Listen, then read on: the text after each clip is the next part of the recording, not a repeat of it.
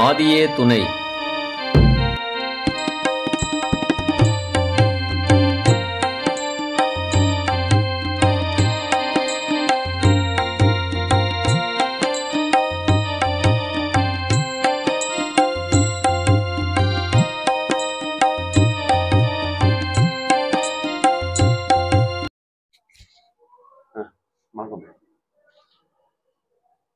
சமரச வேதநாதாவே ஜாதிகளின் கர்த்தாவே மெய் வழி நாமனநாதமே மெய் வழியாண்டு முத்தி பூர்ணம்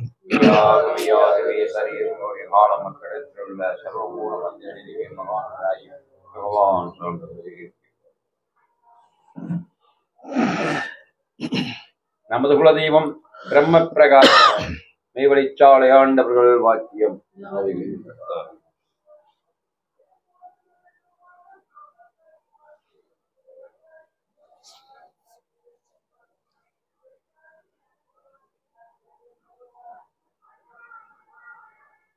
எப்படி போனதுன்னா ஒரு ஒரு வேலையாக ரொம்ப அளவுடையவர்களுக்கும் கடமைகளுக்கும் இருக்குது. அளவு இல்லாதவர்களுக்கும் உள்ளாக இருக்குது. தன் உடலை அது மட்டமாக நினைச்சு போட்டு அந்த வசந்த உடல் ராஜ உடல் அல்லது அளவு உடல் ரொம்ப வலு உடல் என்று சொல்லி அதை இச்சிக்கிறா இல்லை இல்லை. அப்போ இதே உடலை தான் இருக்கிற உடலைத்தான் அது சமைக்கும்.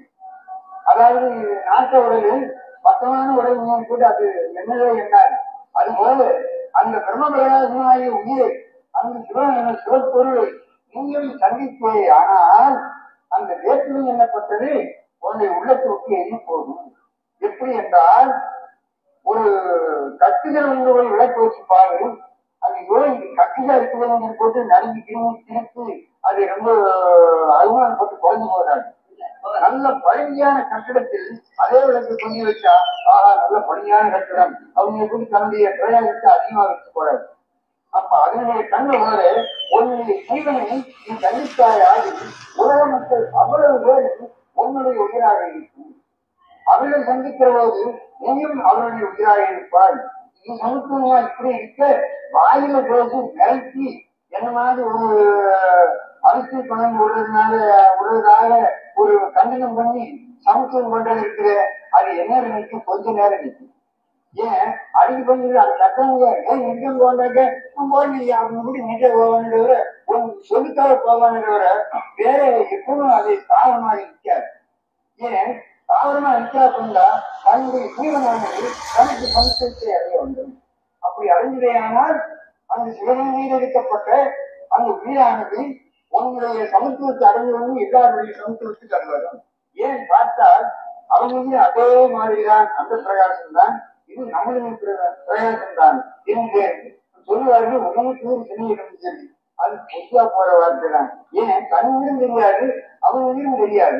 அதனால எப்படி உயிர் உயிர் நேசம் அப்படின்னு சொல்றது இல்ல, சும்மா உடலுக்கு சொல்லிக்கிறது வாயில சொல்றது. அப்போ இந்த தேவ சங்கல்பமானது நம்மளுடைய ஆகம சட்டப்படிக்கு நாம் எந்த ஒரு குலத்துல பிறந்தோமோ அந்த குலத்தில் எதை பெற வேண்டும் என்றவர் என்று இருக்கிறதோ அந்த பெற வேண்டிய முதல் எங்கே என்றால் அந்த இருதயத்தைத்தான் குறிக்கிறது. அந்த பண்புரை கோயிலாகிய அந்த இதயகதாகத்தில்தான் குறிக்கிறது. அந்த எந்த வேலும் இதை குறிக்காததோ அது வேலும் அல்ல, சும்மா இருக்காயிருக்கும். அப்போ அப்படி இருக்கிற போது ஐந்துக்குள்ளார நுழைந்தவர்கள் எல்லா வேதத்துக்கும் அறிவறியாவார்கள். இன்று அப்படி வந்து அப்படி நடந்து கொண்டிருக்கின்றதை இப்போ உங்களுக்கு தெரியப்படுத்துகிறேன். எதுக்காக தெரியப்படுத்துகிறேன்? இதற்கு உரிய இந்த சொத்துக்கு உரிய மக்கள் தானே அனைத்தும். யாருடைய சொத்தை யாருக்கு இருக்கிறார்கள் என்பதே இல்லை, அவர்களுடைய தாயாதி சொந்த சொத்து இது. எது அந்த இதயத்தின் கண்ணே அந்த பிரம்ம பிரகாசமாகிய என்ன அந்த சிவசிங்கம் சிவசிங்காக இருக்கிறது. அது உன்னுடைய சொந்த பொருள். அதை உன்னுடைய கால அந்த அறிவானது நுண்ணியமாக இருக்கின்றதே நல்ல பால்ய திடம். அந்த திடகாலத்திலேயே நீ அதை பெற்றுக்கொள்ள வேண்டும். அதை பெற்றுக்கொள்ளாவிட்டால் உன் உயிர் மயங்குமே, நீ பாடுபட்டதெல்லாம் வீணாகுமே, ஒன்றும் உன் தலைக்கு வந்து ஒத்துக்காது. சாதாரணமாக நாம் எப்ப பார்த்தாலும் நம்முடைய செயலானது எப்பவும் நல்லா இருக்கணும், எப்பவும் ஏகவும் இருக்க வேணும், அது வாழாமல் இருக்க வேணும், அதுக்கு ஒரு குறைவு வந்துடக்கூடாது அப்படிங்கிறாங்க. நாம ஒவ்வொரு வேலையும் செய்கிறோம். அப்படி செய்கிற போது அந்த வேலையானது ஒரு வேலையாவது ஒரு பொருளாவது நமக்கு கைக்கு உதவுதா என்று பாருங்கள். நல்லா யோசிச்சு பாருங்கள். எந்த ஒரு பொருளாவது நீ மயங்கி அந்த எவன் சன்னதியில நிக்கிற போது எந்த பொருளாவது நிக்கிறா? பாடுபட்டதெல்லாம் போச்சு, அவரமா போச்சு. அப்ப இதுக்கா இறைவன் கிடைத்தான், இதுக்கா இறைவன் வேதத்தை அனுப்பினான், இதுக்கா இந்த மதங்களை உண்டாக்கினான், இதுக்கா குருமார்களை உண்டாக்கினான். அப்போ இதெல்லாம் அப்படி அவசிக்கு போறதுக்காக அல்ல, இறைவன் படைத்தது.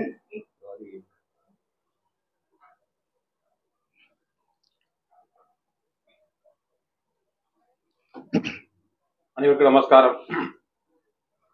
இன்றைய நமது புதுக்கோட்டை நீர்நிலை சபையில் நமக்கெல்லாம் நீண்ட நாட்கள் கழித்து ஒரு சிறப்பான ஒரு நகைச்சுவை கலந்த முத்தி பெரியுரையை நீங்களே நகைச்சுவை வழங்குவதற்காக நமது மாமா மெய்வெளி செல்வம் கவுண்டர் அவர்களை இந்த புதுகை நீர்நிலை சாலையில் வரவேற்பது பெருமிதம் கொள்கிறேன். நமஸ்காரம் மாமா.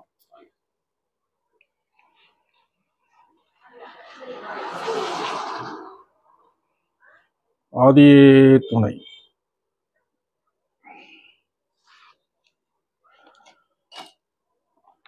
ஆசின் மறை பேசி தோலையாததும் அகிலவர் வீணவ நினைவில் உறாததும் காசினியிலே பிறந்து முன் தொலைத்திட்டிங்கு வந்து காணறிய என் வயதினை பேசிய வினவென கெடுத்துரைத்து முன்னும் பின்னும் வந்திருந்து எடுத்து வீசிய வயதனைத்தும் வேத முழுதும் ஓதென விண்டது சொல்ல தகுவதோ. இந்த பாட்டுல ஒரு பெரிய ரகசியம் இருக்கு. அதை நம்ம என்னுடைய மெய்வெளி தொடர்புல வரும்போது அதை நான் சொல்றேன்.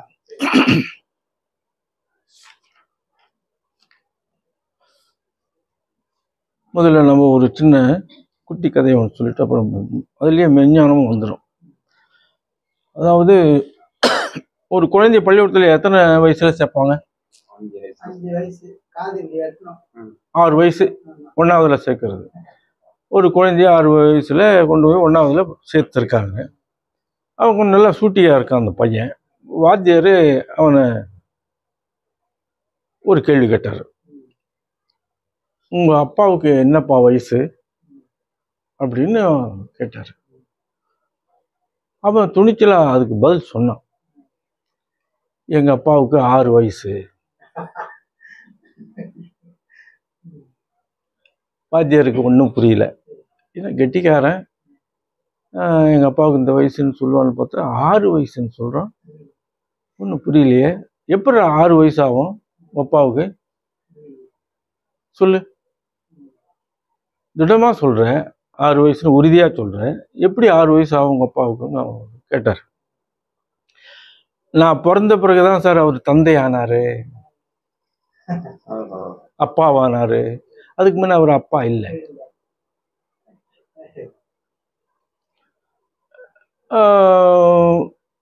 அதாவது புருஷன் மனைவியா வாழ்ந்துருப்பாரு. நான் பிறந்தேன், அவர் அப்பாவானார். அதனால அவருக்கு 6 வயசு ஆகுது. அப்பான்ற பதவிக்கு வந்து அவருக்கு 6 வயசு ஆகுது. அட நல்லா இருக்குது அப்படின்னு அவர் ரொம்ப ஆச்சரியப்பட்டிருக்காரு. அது நம்ம மெஞ்ஞானத்துல எப்படி வருதுன்னா,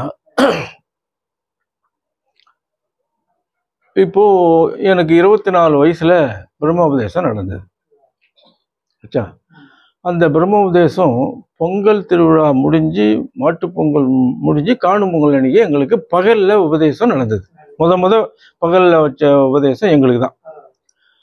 அது அதுல எப்படின்னா, தாயும் தந்தையுமாக ஒரு ஜீவ குழந்தையை குருமுகத்தில் பெற்றெடுக்கிறது அந்த செயல்.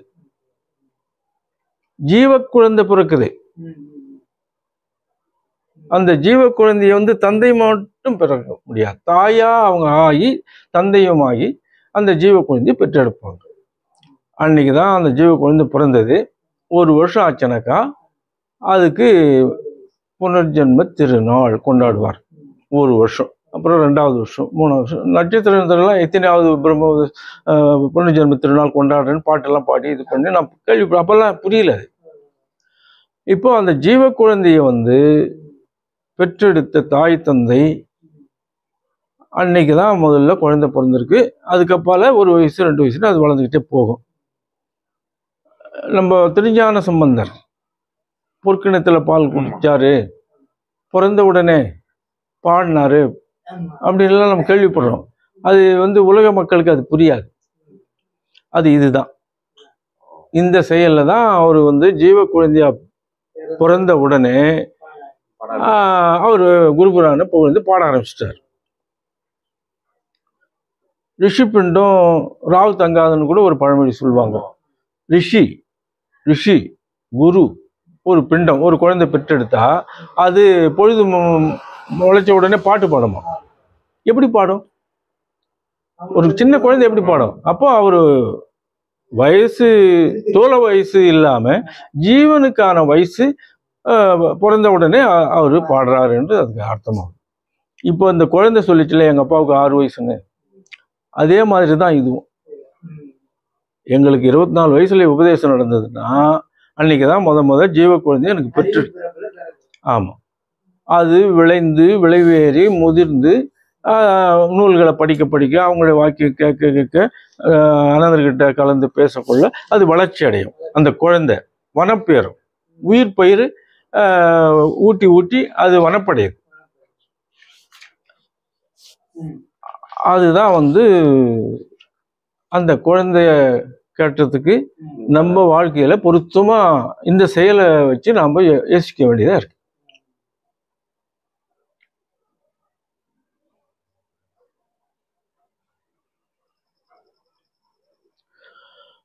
ஒரு மனைவி கிட்ட கை செலவுக்கு புருஷன் கொஞ்சம் காசு கேட்டார்.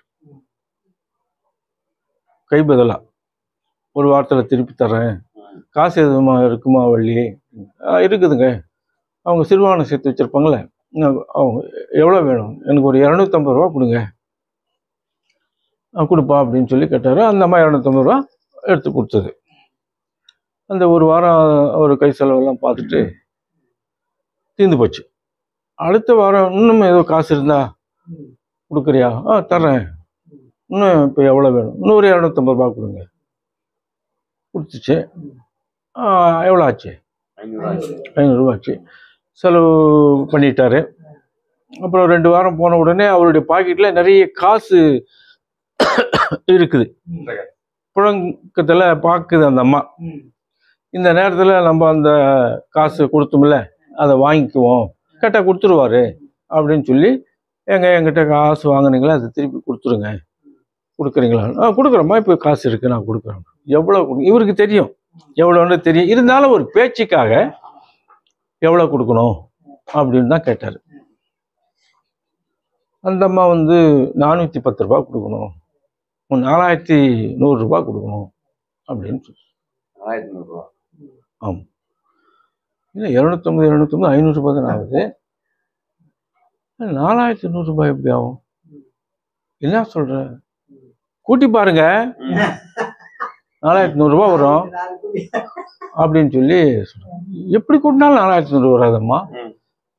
மேலே 250 எழுதுங்க, கீழே 250 எழுதுங்க. நாமெல்லாம் இங்கிருந்து கூட்டி போவோம். அந்த அம்மா அப்படி கூட்டல, இங்கிருந்து கூட்டிச்சு. 2 2 4 போட்டுச்சு, 5 5 10 அப்படியே போட்டுச்சு. அப்புறம் ஒரு சைபர் இருக்கா, அது அப்படி சைபர் கூட சைபர் தான். அப்ப எவ்வளவு வருது? 4100. அதுதான் நான் கேட்கிறேன். கணக்கு சரிதானே? உனக்கு யார் கணக்கு சொல்லி கொடுத்தவருன்றத நான் போய் பார்த்துட்டு வர்றேன். எந்த பள்ளிக்கூடம் சொல்லு, அதை முதல்ல தெரிஞ்சுக்கிட்டு அப்புறம் நான் அவன் கணக்கு தைக்கிறேன்ட்டு அவர் வெளியே போனார்.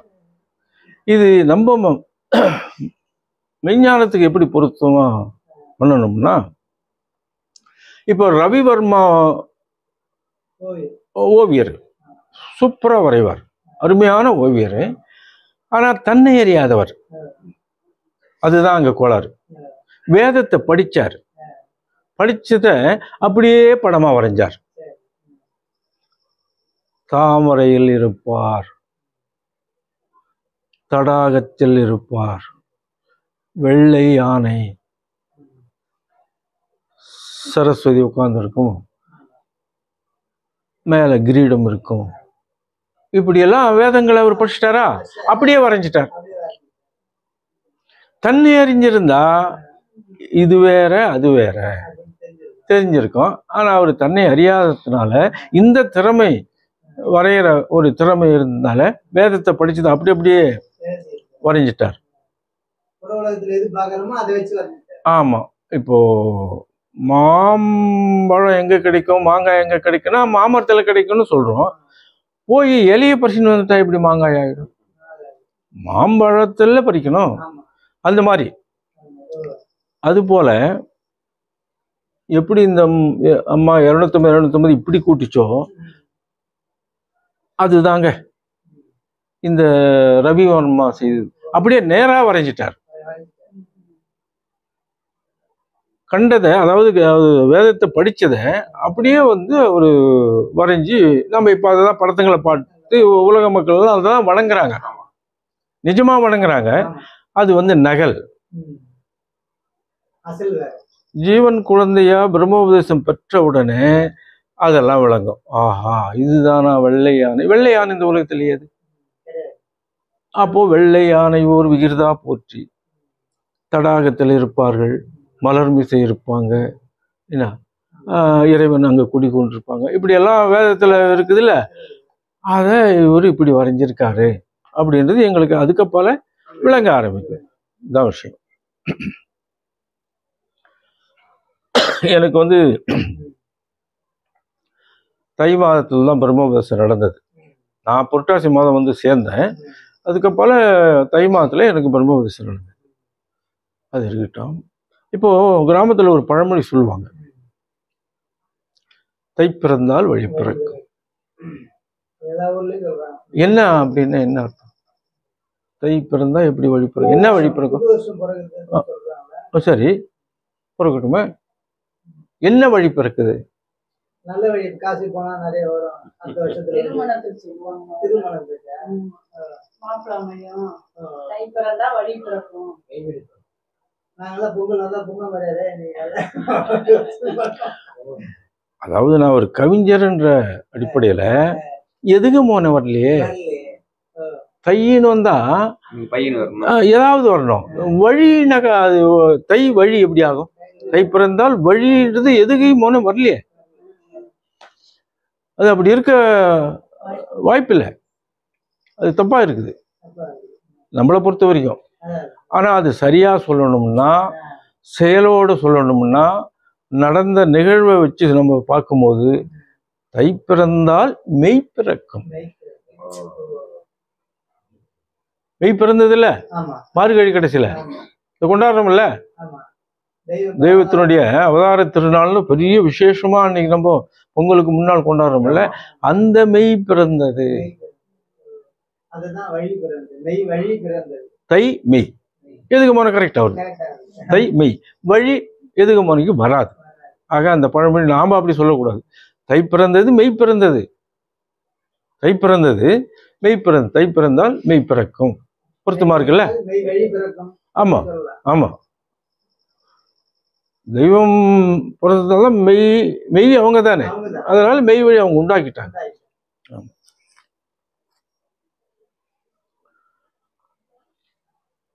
ஒரு கோழி குஞ்சு தாய் கோழி கிட்ட ஒரு கேள்வி கேட்டது. ஏமா நமக்கு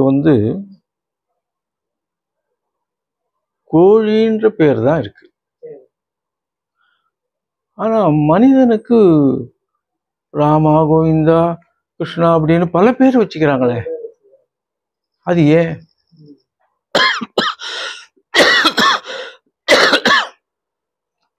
நமக்கு ஒரே பேர் தான் கோழி, அவங்களுக்கு பல பேர் இருக்கு. அது ஏன் அப்படின்னு தாய்க்கு கோழிக்கிட்ட குஞ்சு கேட்டது.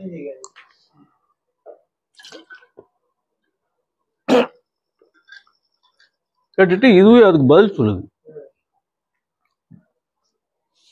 நாம இறந்துட்டோம்னா அதுக்கு பல பேர் வைக்கிறாங்க ஹோட்டல்ல.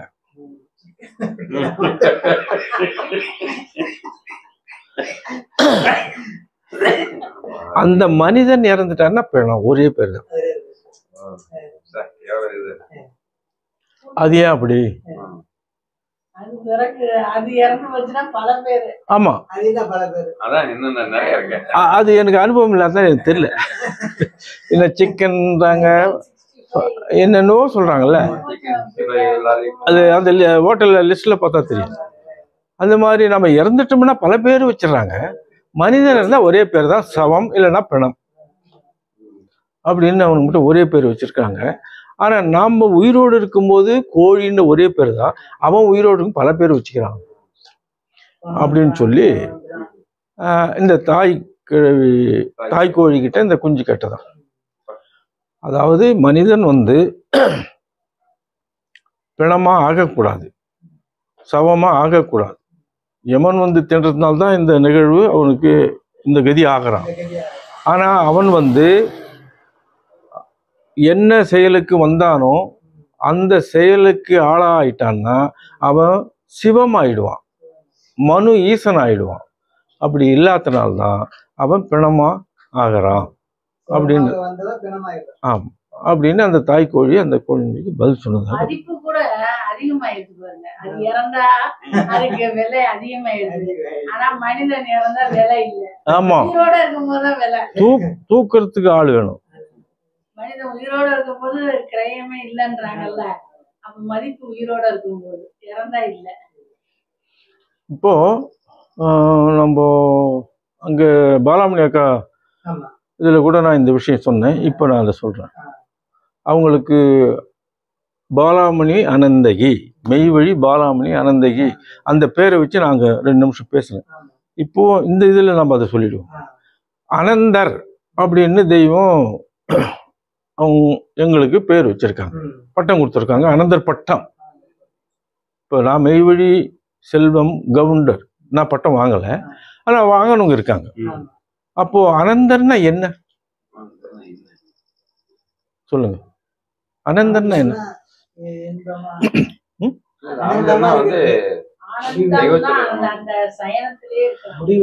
அப்படியெல்லாம் இல்லை. அனந்தங்கோடி காலம்னு சொல்றாங்களே, இவர்கிட்ட வர்றாரு.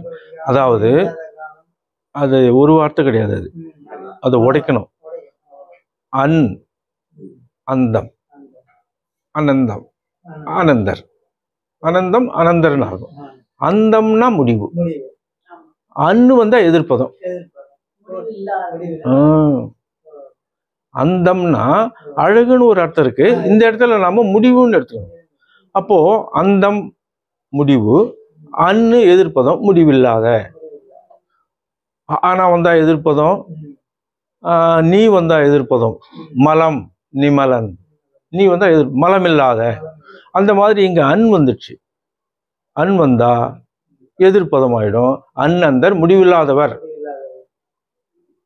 நீண்ட காலம், முடிவில்லாத காலம், அனந்தங்கோடி காலம் வாழ பாக்கியம் பெற்றவர்கள் அப்படின்ற பொருத்தமான செயலை அனந்தர்னு தெய்வம் நமக்கு சூட்டி இருக்கிறாங்க. இது எவ்வளவு பெரிய விஷயம், அது அவ்வளவு பொருத்தமா இருக்கு. அந்தர், அந்தம்னா முடிவு, அன்னா எதிர்ப்பதம், முடிவில்லாத காலம், இவர்களுக்கு முடிவே கிடையாது. நீண்ட காலம், நீடூழின்றாங்களே, அது இதுதான்.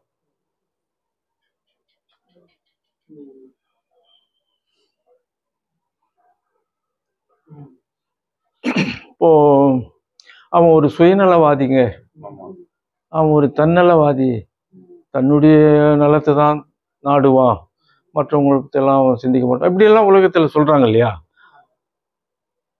உலகத்தை பொறுத்த வரைக்கும் அந்த வார்த்தை தப்பு. சுயநலமா இருக்கக்கூடாது, தன்னலமா இருக்கக்கூடாது, பொதுநலமா இருக்கணும் அப்படின்னு நம்ம பொதுவா நினைப்போம். விஞ்ஞானத்தை பொறுத்த வரைக்கும் அது சரி. விஞ்ஞானத்தை பொறுத்த வரைக்கும் அது சரியான ஒரு தப்பு இல்லை. அது சுயநலம் அப்படின்னா சுயம் எது? தன்னுடைய ஜீவன், தன்னுடைய ஜீவனுக்கு சுயம், சுயம் பிரகாசம். அப்ப அந்த சுயம் நமக்குள்ள இருக்குது. அதனுடைய நலத்தை நாம நாடணும் இல்லை, அதனுடைய நலத்துக்கு நாம் வேண்டியது செய்யணும் இல்லை, அந்த ஜீவனுக்கு ஜீவன் பயிர் ஏத்தணும் இல்லை. அப்போ நமக்குள்ள ஜீவன் இருக்கிறத நம்ம கண்டுட்டோம், பிரம்மவசம் பெற்றுட்டோம், தெரிஞ்சுக்கிட்டோம். அதை நாம் பாதுகாக்கணும். அதை தான் வடலூர் வள்ளலார் ஜீவகாருண்யம்னு சொன்னார். உலகத்தில் ஜீவகாருண்யம் அந்த உயிர்களுக்கு உயிர் கொள்ளாமே தேங்கு பண்ணக்கூடாதுன்னு உலகத்தில் நினைக்கிறாங்க. ஆனால் அந்த வார்த்தை அது சொல்லலை. ஜீவன் கார் உள் நயம், நயம்பட உன்னுள்ள இருக்கிற ஜீவனை பாதுகாருன்னு அந்த வார்த்தை சொல்லுது. அந்த வார்த்தை அவர் அப்படி வச்சிருக்காரு. அது மாதிரி இந்த இதுலேயும் அந்த சுயமாகிய ஜீவனை பாதுகாக்கணும். சுயநலம் நல்லது. தன்னை எறிந்தவன், தன்னுன்னா அந்த ஜீவனை கண்டது தானே தன். அப்போ தன்னலம், அந்த தன்னலம் நல்லது. ஒரு மனிதன் தன்னலத்தோட வாழணும், சுயநலத்தோட வாழணும். மெய்ஞானத்தை பொறுத்த வரைக்கும் உலக வாழ்க்கையில அது தப்பா தெரியும் இல்லையா.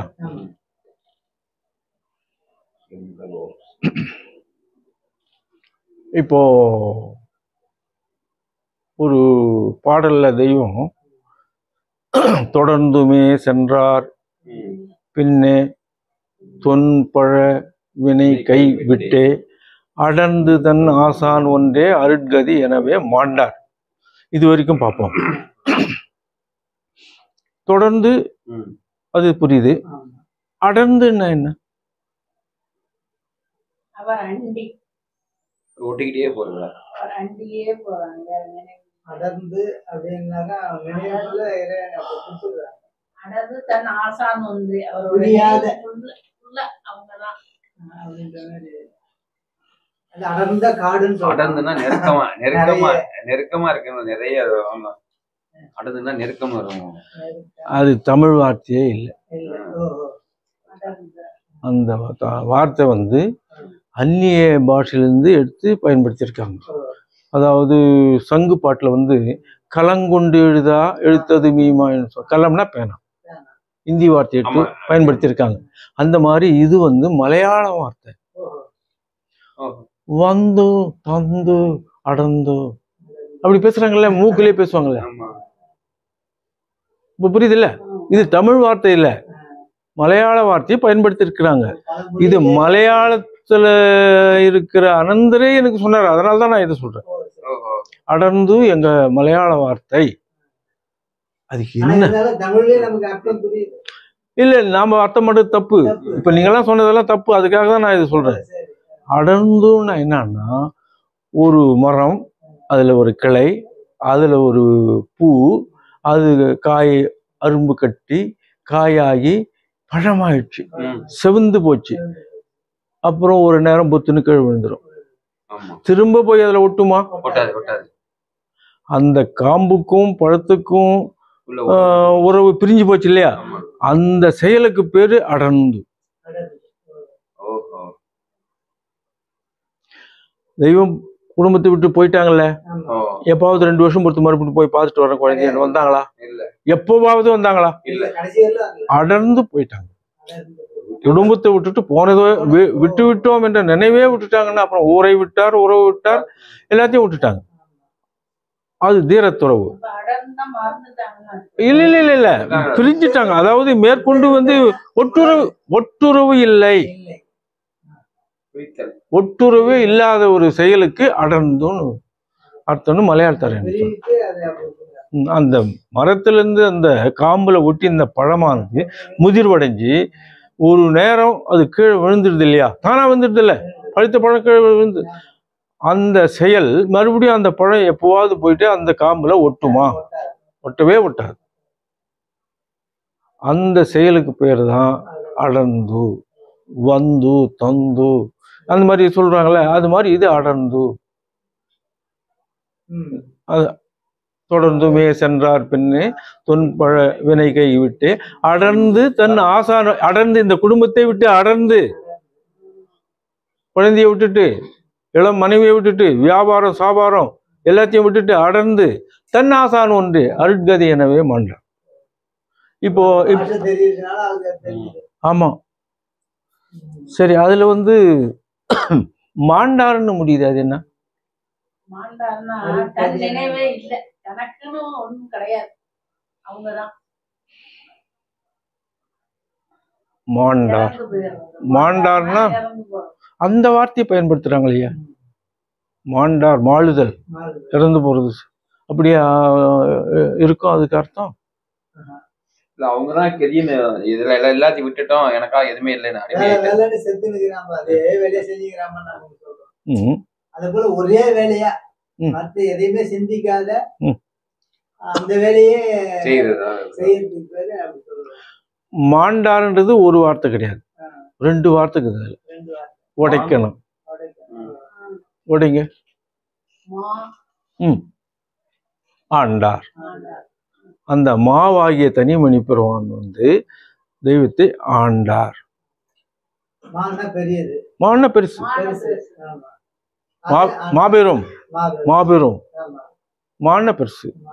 ஆண்டார். அந்த மாவானது குருவானது, தனியமணி வடிவத்தில் வந்த குருவானவர்கள் தெய்வத்தை ஆண்டார். மா ஆண்டார். இப்போ இறந்துட்டார் என்ற அர்த்தமெல்லாம் அங்கே இல்லை இல்லை, அதெல்லாம் போயிடுச்சு. எவ்வளோ ஒரு பெரிய செயலா. இப்போ நம்மளை யார் ஆள்றாங்க? இப்போ யார் இல்லை, இப்போ அரசியல் யார் ஆள்றாரு? ஸ்டாலின் ஆள்றாரு. அவர் தானே ஆள்றாரு. அப்போ அவர் தான் ஆண்டவர், கலைஞர் ஆண்டவர்.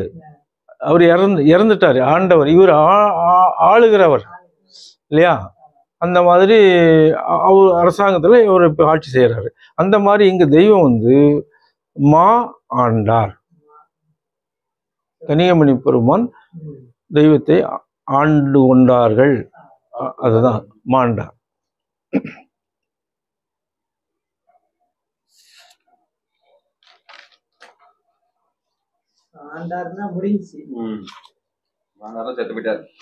இப்போ கிராமத்துல ஒரு பழமொழி சொல்றாங்கல்ல, திடீர் செல்வம், ஒரு அதிர்ஷ்டம், முதுமெஞ்சிய ஒரு செல்வாக்கு ஒருத்தனுக்கு வந்துட்டா பழசியை மறந்துட்டு தலைகால் தெரியாத ஆடுறாம்பா சொல்றாங்க இல்லையா?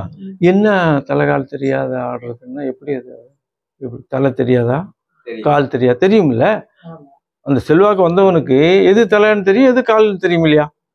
அப்ப எப்படி தலைகால் தெரியாதவர் ஆடுவாரு? அந்த பழமொழிக்கு என்ன அர்த்தம்னு கேட்கிறேன். தலைகால் தெரியாம தலை எது காலுன்னு தெரியாது. நாங்களும் தலைகால் தெரியாததான் இருந்தோம். இங்க வந்து தலையது கால் எது புனல் எதுன்னு தெரிஞ்சு. சாகா தலை வேகா கால் போகா புனல். இந்த தலைகால் தெரியல அங்க.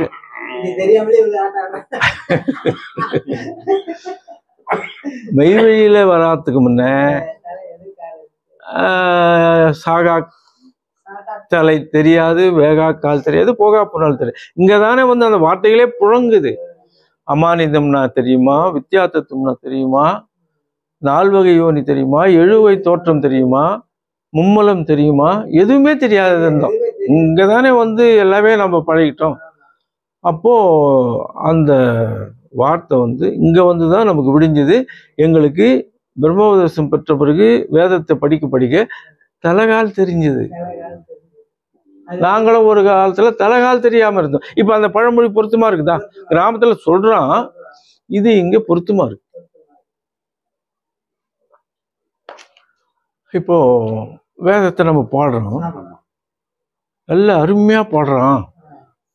இவ்வளவு இசையா பாட முடியுமா? என்ன அசைவு ஒசிவோட அழகா விண்டன்மா அப்படி என்ன அழகா பாடுறாங்க தெரியுமா? எனக்கு ரொம்ப பிடிச்ச பாட்டு அது. எங்கேயாவது இருந்து அந்த பாட்டை பாடுங்க, நான் பாட சொல்லி கேட்பேன் நான். அதை பாடும்போது அவ்வளோ அழகா இருக்கும். சரி, காலில் தாளம் போடலாமா? என்னதான் வந்து இனிமையா பாடல் வேத பாடல் பாடினா காலில் தாளம் போடக்கூடாது, தொடையிலேயே தட்டக்கூடாது, இடுப்புக்கு கீழே பண்ணக்கூடாது, இப்படி தட்டலாம், கையில தட்டலாம். அதுதான் அதுதான் தப்புன்னு சொல்லுவாங்க. சில பேர் எல்லாம் பாருங்க, வேதம் படிக்கும்போது காலை ஆட்டுவாங்க. அது தப்புன்றது எங்களுக்கு அதன் பிறகு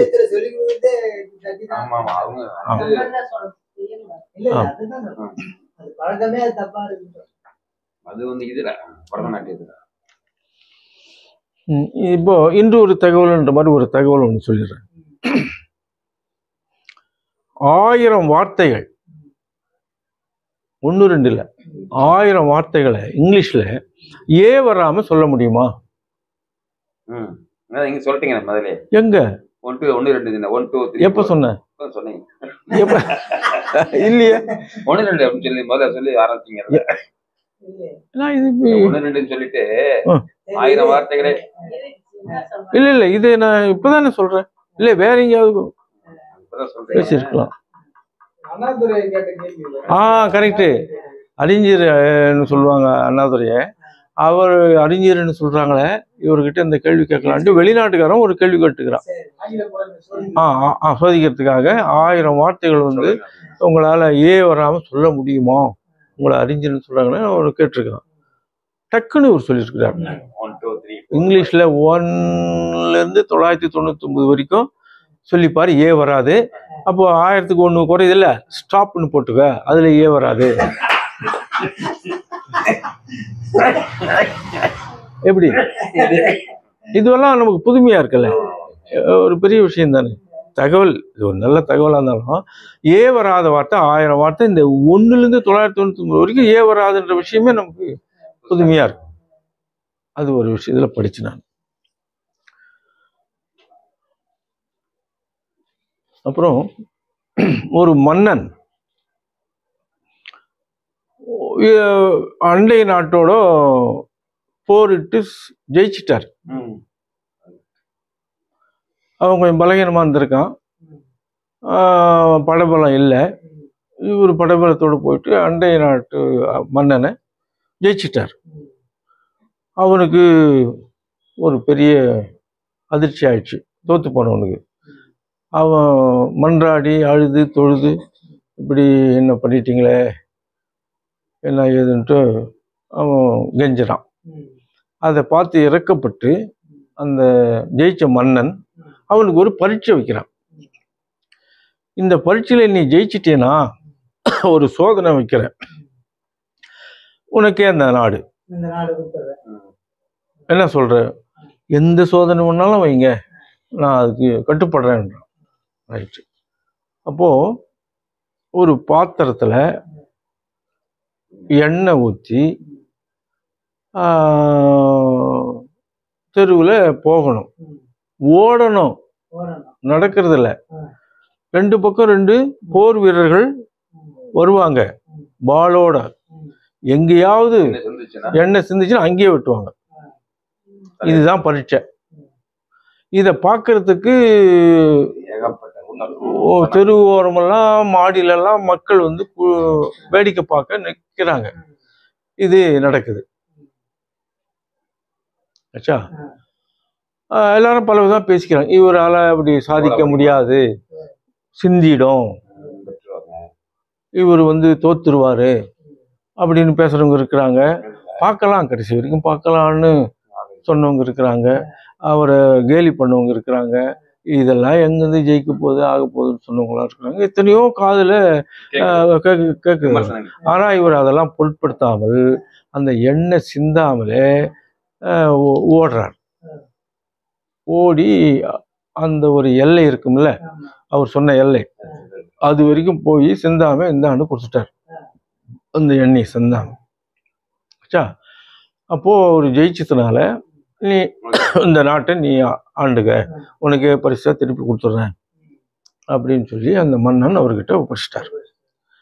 அந்த எண்ணெய் என்பது நம்முடைய ஜீவன், அந்த மன்னன் என்பது இறைவன். அந்த ஜீவனை நாம் இறுதியில் சிருஷ்டிகர்த்தா கிட்ட சிதறாமல் ஒப்படைக்கணும். அதான் கதை. இது இந்த தத்துவத்தை அந்த கதையில சொல்ல, நான் படிச்ச கதையில அது வரல, நாம நமக்காக பொருத்திக்கிறோம் இல்லையா? ஆமா, அவரு மன்னன்கிட்ட மன்னிச்சு இந்த பாட்டு கொடுத்துட்டாரு. நாம நமக்கு பொருத்துமா போது இறைவன்கிட்ட இருந்து, அதாவது ஜீவன் எங்கிருந்து புறப்பட்டு வந்ததோ அதே இடத்துக்கு திரும்பி செல்வதுதான் பிரம்மோபதேசம் சொல்லுவாங்க. ஜீவன் பிரயாணமா அங்க போயிடணும். அப்படி சிருஷ்டிகர்த்தா கிட்ட அது திரும்பி போகலைன்னா அந்தகன் சொல்லக்கூடிய யமன் வசப்பட்டு சின்னாபரணம் ஆயிடும். எது? ஜீவன். அந்த மாதிரி ஆகக்கூடாதுன்னு இறக்கப்பட்டு தான் தெய்வம் இவ்வளவு பாடுபட்டு இவ்வளவு நூல்களை இறக்கி, இவ்வளவு வாக்கியங்களை இறக்கி, பல வேறுபட்ட விதத்துலலாம் ஏதாவது ஒரு வாக்கியம் ஒருத்தனுக்கு பிடிக்காதா அப்படின்னு பல கோணத்துல பேசியிருக்கிறாங்க. இப்போ இன்னொன்று சொல்றேங்க, 7வது பிறப்பு ஒருத்தனை எடுக்கவில்லை என்றால் அவனுக்கு நரகம் தான் கதின்னு ஒரு இடத்துல வாக்கியத்தில் வரும். அது 7ஆம் பிறப்பு பிறக்காத படிச்சா நான் எப்படி நினைப்போம், ஐயோ நம்ம 7ஆம் பிறப்பு நமக்கு நரகம் தானே. அந்தந்த காலகட்டத்தில் அவங்க அதை சொல்றாங்க. அந்தந்த நேரத்தில் அவங்க முகத்தை பார்த்து இறக்கின வாக்கியங்கள், அதை அப்படியே நேராகவே நாம் எடுத்துக்க முடியாது. என்ன, அவங்களுடைய அருள் இருந்தால் உனக்கு அந்த முத்தி நிச்சயமா கிடைக்கும் அப்படின்றதான் இப்போ நம்ம தெரிஞ்சுக்கிட்ட விஷயம். இப்போ புதுசாக வந்தவங்க இல்லை இளைஞர்கள் சந்ததிகள் நீங்கள்லாம் ஏதோ பாடல் படித்தா கண்ணீர் விடுறீங்க, ஆனந்தப்படுறீங்க, எங்களுக்கு அதெல்லாம் அதுக்கு என்ன பண்ணுறது? அதெல்லாம் ஒன்றும் செய்ய முடியாது, அதுக்கு வழி இல்லை, வாய்ப்பு இல்லை. அதனால் நாம் அவங்களுடைய இரக்கத்துக்கு ஆளாகி சிருஷ்டிகர்த்தா கிட்ட நம்முடைய ஜீவனை கடைசியில் ஒப்படைக்கணும். அது மாதிரி தான் அந்த மன்னன் தோத்து போன மன்னன்கிட்ட அந்த பரீட்சை வச்சு அந்த எண்ணெயை சிதறாமல் அவன் கொண்டு போய் ஒப்படைச்சானா அவனுக்கு அந்த நாட்டை ஒப்படைச்சிட்டார். நாம் கரூர்னு நினைக்கிறேன், கரூரில் ஒரு வீடு குடியேற போனோம். அங்கே ஒரு விஷயத்த பேசணும், வீடு குடியேறி அந்த இதில், அதை இந்த இதில் நான் சொல்லலை, அதை நான் இங்கே சொல்லிடுறேன். ஏன்னா இது பல பேர் பார்ப்பாங்க. இது அது என்னென்னா, கிராமத்தில் ஒரு பழமொழி சொல்லுவாங்க, அந்த பழமொழி தான் நான் அங்கே சொன்னேன். அதாவது சீவனை குறுக்கு நரனை நீட்டு, இதுதான். இதுக்கு என்ன அர்த்தம் பண்ணுவாங்க கிராமத்தில் இப்போ புழக்கத்தில் இருக்குது. இது நம்ம சப்ஜெக்டு. நரனை நீட்டணும், சீவனை குறுக்கணும், சீவனை குறுக்கணும், நரனை நீட்டணும். இதுதான் கிராமத்தில் சொல்ற பழமொழி பாடல். அப்போ நம்ம மெய் வழிக்கு அதை எடுத்துக்கும் போது எப்படின்னா, சீவன் ஜீவன், அதை சீவன்னு சொல்றோம். அந்த சி நீட்டி இருக்குது, சி நீட்டி இருக்குது. அது குறுக்குனா சி, குறுக்குனா சி தானே. சி முதல்ல, அப்புறமா சி நீளமா போகுது. சீய குறுக்குனா சின்னு ஆயிடும். அப்ப சீவன் குறுக்குனா சிவன் ஆயிடும். ஆயிடுச்சா? சிவனை குறுக்கு சிவன். நரனை நீட்டு, நாராயண் நரன், நரன். அத நீட்னா நாரன், நாராயணா. ஒரு மனிதன் நரனாய் பிறந்து மனுவாகி பிரம்மோதசம் பெற்று நாராயணன் ஆகணும், மனு ஈசன் ஆகணும். அப்போ நரனை நீட்டினா நாராயணன் ஆயிடுவான், சிவனை குறுக்குனா சிவன் ஆயிடுவான். இது நம்ம சப்ஜெக்ட் தானே.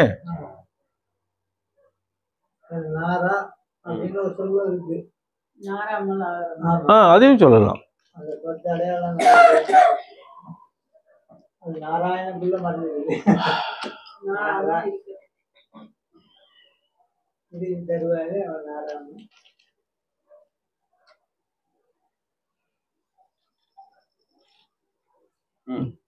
பேசுங்க.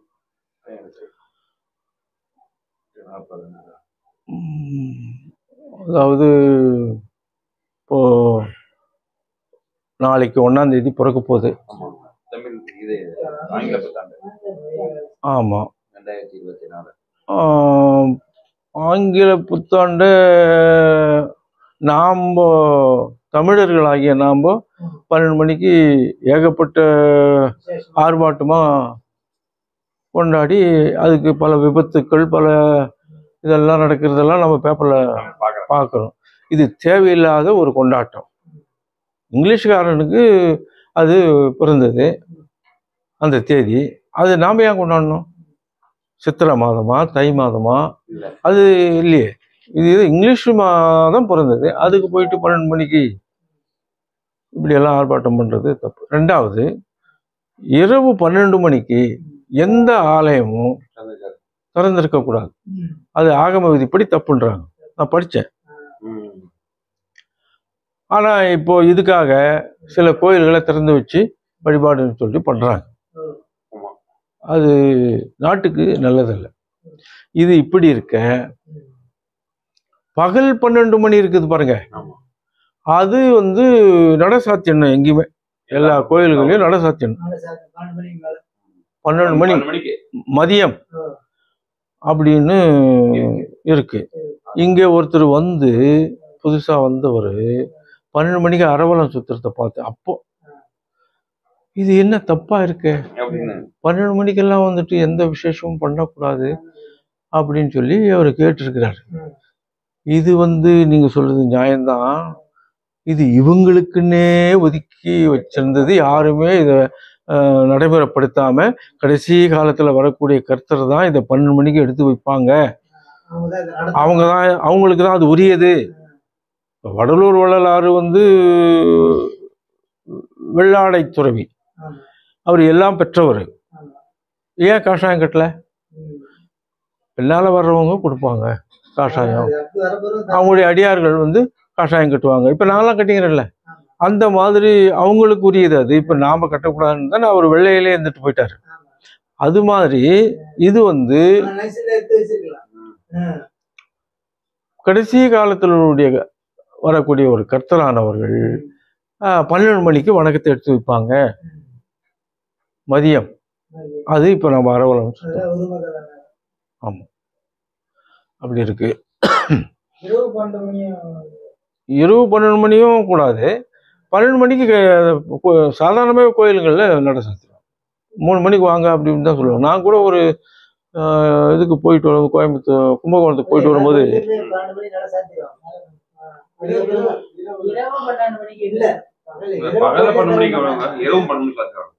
அது வைகுண்ட ஏகாதசி அது மாதிரி தான் தருப்பாங்க. மற்ற டைம்ல சிவராத்திரிக்கு மட்டும் தான் தருப்பாங்க. இப்போ கும்பகோணம் ஒரு விசேஷத்துக்காக போயிட்டு வந்தோம். வரும்போது ஒரு கோயில் விசேஷமா நம்ம சரித்திரத்தில் வருது, அதை பார்க்கலான்னு சொல்லிட்டு போனால் அவங்க உள்ளவே விடலை. நேரம் ஆச்சுங்க, போங்க போங்க இப்பெல்லாம் வரக்கூடாதுன்ட்டு விரட்டுறாங்க. அது என்ன கோயிலுன்னா ஜனகஜனானந்தருடைய அப்பா, அவரும் யாரும் சரியா தெரியல எனக்கு, அவரு அரங்காவலராக இருந்திருக்காரு அந்த கோயிலுக்கு. இல்ல இல்ல இல்ல, இது கும்பகோணம். நான் சொல்றது பட்டீஸ்வரமே ஏதோ ஒரு ஏதோ சொல்றாங்க. அங்க அரங்காவலராக இருந்து இன்னும் பல கோயில்களுக்கு அவர் அரங்காவலராக இருந்து மெய்வழி கழிப்பிட்டு இங்க மெம்பர் ஆயிட்டாரு, எல்லாம் பெற்றாரு. அப்போ இவரை பத்தி சொல்றாங்க, இவர் இப்படி எல்லாம் கோயில்ல அரங்காவலராக இருந்தவர், அந்த கோயில் விசேஷமா அப்படி இருக்குது. அது அந்த கோயிலுக்கு போய் பார்ப்போம்டா, நீ எங்க அரங்காவலராக இருந்து எங்க நடத்த அதை நான் பார்ப்போம் அப்படின்ட்டு ஒரு முறை கும்பகோணம் போயிருக்காங்க. போய் அந்த கோயிலுக்கு போகலான்னு பார்க்கும்போது அதுக்கு வரவேற்புக்கு மக்கள் குழுமி அங்கே திரண்டு நம்ம அரந்தர்கள், அந்த ஊர் மக்கள், யாரோ ஒரு சாமியார் வந்திருக்காராம் கோயிலை பார்க்கணுமா அப்படின்ட்டு எல்லாம் ஆர்வமாக இருக்கிறாங்க. அப்போது அந்த நடந்த நிகழ்ச்சி, இவர் அரங்காவலர் வரவேற்று தெய்வத்தை அழைச்சிட்டு வர்றாங்க கோயிலுக்கு. அந்த என்ட்ரன்ஸ், அந்த எல்லை தெருவிலேருந்து அந்த கோயிலுக்குள்ளே அந்த வளாகத்துக்குள்ளே நுழையும் போது செருப்பு காலை விட தெய்வம் உள்ள நுழையிறாங்க. பாதரட்சையோட போறாங்க. ஐயர் பார்த்தாரு. அந்த கோயில்ல ஏற்கனவே பாரம்பரியமா ஐயரு அவங்க எல்லாம் அந்த ஆகம வேலைகள் பார்த்தவங்க இருப்பாங்க இல்லையா, அவங்க அதை பார்க்குறாங்க. இல்லை, இந்த சாமியார் வந்து செருப்பு காலோட உள்ள வர்றாங்க, வேற யாரும் செருப்பு இல்லை, இவங்க மட்டும் செருப்போட வர்றாங்களே, என்ன இது யாரும் சொல்ல மாட்டாங்களா, இல்லை அவருக்கு தெரியாதா, ஏன்னா இது மனசுக்குள்ள ஒரு சந்தேக வினா, 1000 கேள்விகள் அவங்களுக்குள்ள வருது. இது வருதுன்றது தெரிஞ்சு நம்ம அந்த அனந்தர் அது புரிஞ்சுக்கிட்டு கையை ஏந்துறாங்க. தெய்வத்தை பார்த்து பாதரட்சியை கையில் கொடுத்துருங்க அப்படின்னு தெய்வம் அதை புரிஞ்சுக்கிட்டாங்க. ஓ, கோயிலுக்குள்ள வந்துட்டோம், இது வந்து மற்றவங்களுக்கு ஒரு மாதிரியா இருக்கும்ட்டு பாதரட்சி கேட்கிறாரு அப்படின்னு கழிச்சு விட்டுட்டாங்க. அப்புறம் அதை எடுத்து தான் தலையில வச்சுக்கினார். பார்க்கறவனுக்கு எப்படி இருக்கும்? அந்த ஐயருக்கு இது என்ன, இவர் இங்க எவ்வளவு மேட்டிமையா இருந்தவர், அரங்காவலர், இவரே வந்து ஒரு சாமியாருடைய பாதரட்சி எடுத்து தான் தலையில வச்சுக்கிறது இருந்தா அவங்க எவ்வளவு பெரியவங்களா இருப்பாங்க அப்படின்றத அந்த நிகழ்ச்சி காட்டுது. அந்த நிகழ்ச்சி அவங்க எவ்வளவு ஒரு பெரியவங்களா இருந்தால், இப்பேற்பட்ட அரங்காவலர் நாம பெரியவரா இவரை நம்ம வணங்கி மரியாதை கொடுத்திருந்தது போய் அவங்க யாருக்கும் மரியாதை கொடுக்குறாங்க அப்படின்னு சொல்லி அந்த நிகழ்ச்சி நடந்ததாக சரித்திரத்தில் வந்திருக்கும், நம்ம படிச்சிருக்கோம். அதுதான் இந்த நிகழ்ச்சி தான் சடகோபுரம். நாங்கெல்லாம் சடகோபுரம் சின்ன வயசுல வச்சிருக்கோம். அந்த கோயில்ல தெருவில் போகும் வரும். அப்போ அந்த மாதிரி ஆமா ஆமா.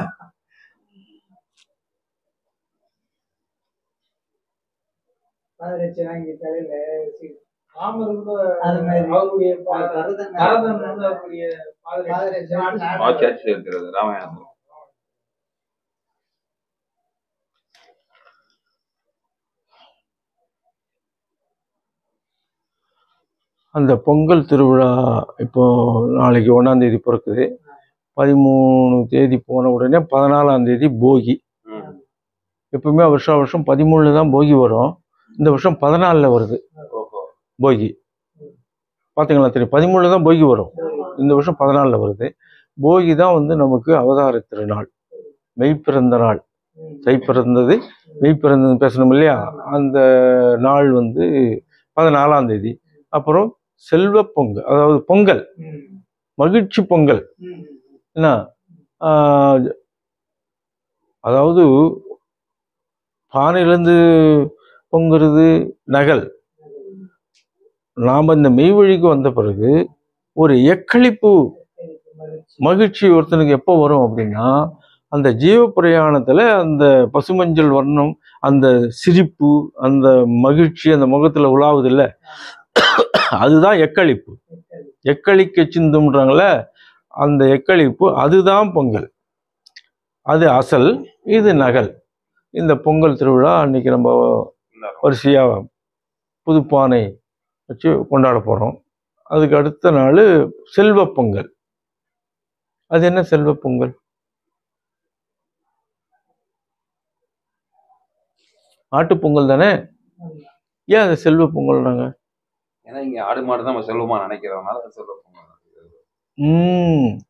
அது திருவள்ளுவர் பயன்படுத்துறாரு அந்த சொல்ல. மாடல்ல மற்றவை, மாடல்ல மற்றவை. அதாவது அந்த காலத்துல வந்து பணக்காரன்னா அவர்கிட்ட ஒரு 200 பசுமாடு இருக்குதுங்க, 200 மாடு இருக்குதுங்க அப்படின்னா மாடுதான் செல்வமே. மாடுதான் மாடுன்னாவே சொத்து பணம் அப்படின்னு அந்த காலத்துல புடுங்கிருக்கு. ஒரு 10-20 ஒரு ஏழை. ஆமா. அப்போ மாடுன்றத திருவள்ளுவர் வந்து செல்வம்ன்ற வார்த்தையில பயன்படுத்தி இருக்கிறார். அப்ப நாம மாட்டு பொங்கல்னா அதை தெய்வம் செல்வ பொங்கல்னு பயன்படுத்துறாங்க பாரு. மாடுதான் செல்வம். ஆமா.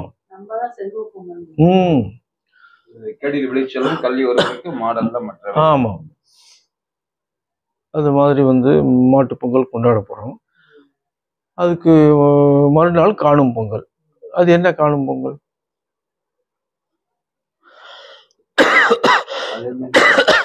புதுமண தம்பதிகள் வந்து அன்னைக்கு போய் கோயிலில் போய் இந்த மலையெல்லாம் விடுறது காணும் பொங்கல்.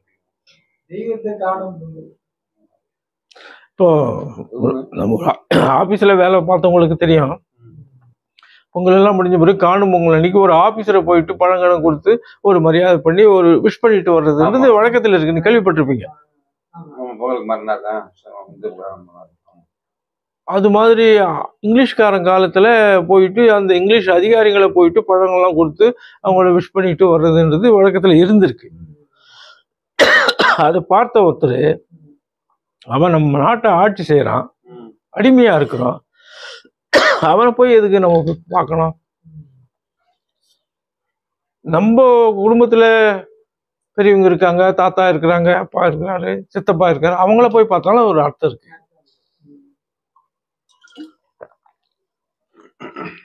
அப்படின்னு சொல்லி அப்புறம் அந்த நடைமுறை மாற்றி இப்போ அதிகாரிகளை பார்க்கறதுன்னு வந்துச்சு. காணும் பொங்கல். ஆமா.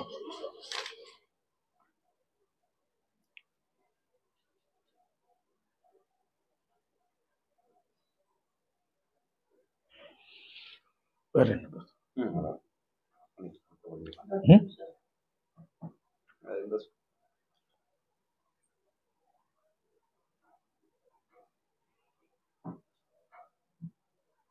இந்த தை பொங்கல்ல இன்னைக்கு பானை வந்தாச்சு.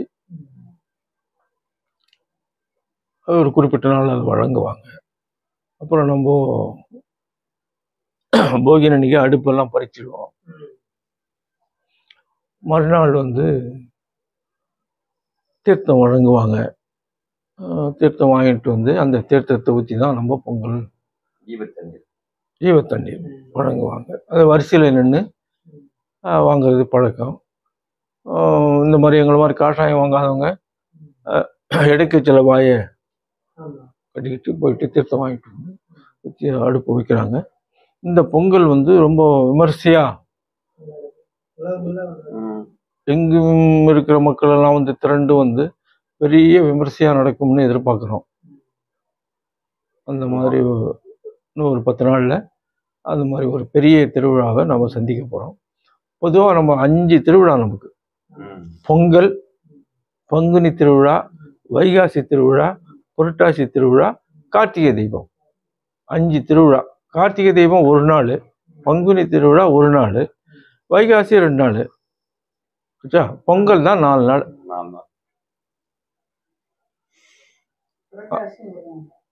ஆமா.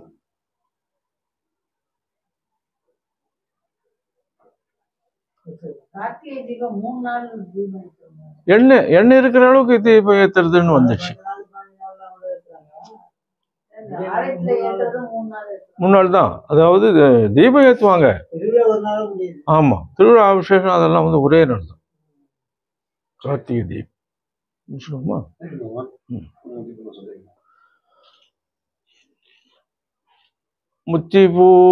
முத்திபூர்ணம்